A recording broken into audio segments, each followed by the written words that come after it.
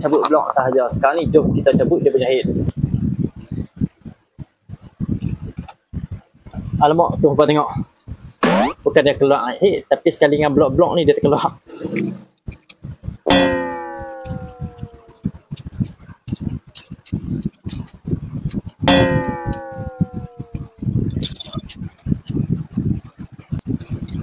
Okey, inilah rupa dia di sebelah dalam.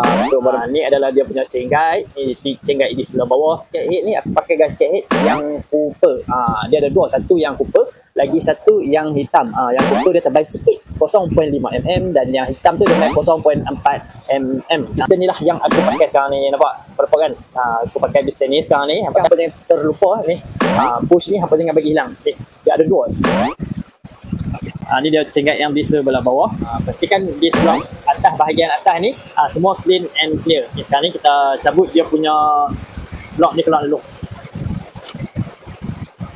Okey, ni di sebelah dalam dia timing chain ni. Timing chain ni apa gantung bagi elok lah. Ada apa-apa flyer ke apa. Ni adalah cenggat yang di sebelah atas. Cenggat di sebelah atas ni tak boleh tak boleh sebut lah. Lepas tu dekat dia punya blok ni pun dia ada dia punya bush. Sini dan sini. Kalau tak lekat kat situ, dia lekat dekat blok. Ni piston yang aku pakai.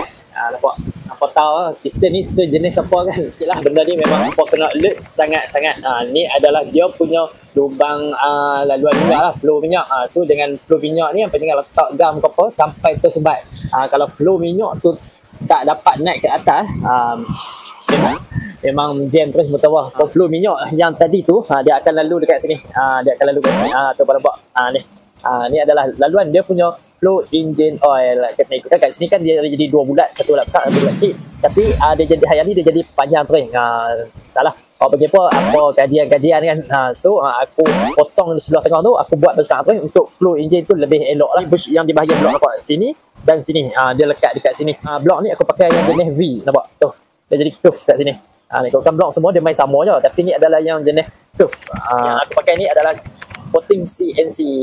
Okey, di sebelah bahagian top set, head dan blok semua aku dah buka, aku dah tunjuk daripada first sehinggalah habis. So bila hampa dah cabut top set apa semua keluar, hampa cuba tengok-tengoklah apa yang tak kena ke apa ke, hampa buat balik. Piston yang aku pakai ni, hampa tahu kan? Kalau hampa tahu cuba komen di bawah, piston ni piston apa. Kalau tidak, piston aku semi dome, tapi aku tukar, aku R&D sendiri di motorku, aku tukar kepada yang piston dome. So nak tukar tu jangan suka je tukar, hampa kena ambil kira balik dia punya ketinggian, dia punya ni ketinggian gasket blok, gasket blok apa spacer blok. Bukan suka-suka je apa pakai piston dome, hampa kena ambil kira sekali dia punya spacer blok.